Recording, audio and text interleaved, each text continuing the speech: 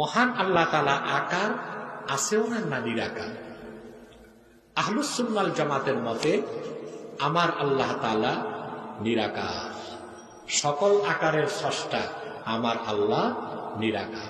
আল্লাহ তাআলার আকার আকৃতি রয়েছে। দলিল সূরা রহমান সূরা নম্বর 55 আয়াত নম্বর 27। আল্লাহ তাআলার মুখমণ্ডল রয়েছে।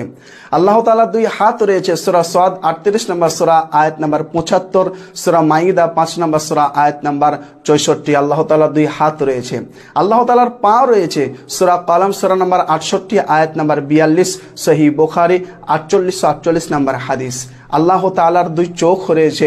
সূরা হুদ 11 নম্বর সূরা আয়াত নম্বর 38, সূরা তুর সূরা নম্বর 52 আয়াত নম্বর 48। আল্লাহ তাআলার দুই চোখ রয়েছে। আল্লাহ তাআলা কথা বলেন। সূরা নিসা 4 নম্বর সূরা আয়াত নম্বর 164, সহিহ বুখারীর 1145 নম্বর হাদিস। আল্লাহ তাআলা কথা বলেন। প্রত্যেক রাত্রিতেই আল্লাহ তাআলা কথা বলেন। আল্লাহ তাআলা হাসেন। সহিহ বুখারীর 806 নম্বর হাদিস। আল্লাহ তাআলা রাগান্বিত হন।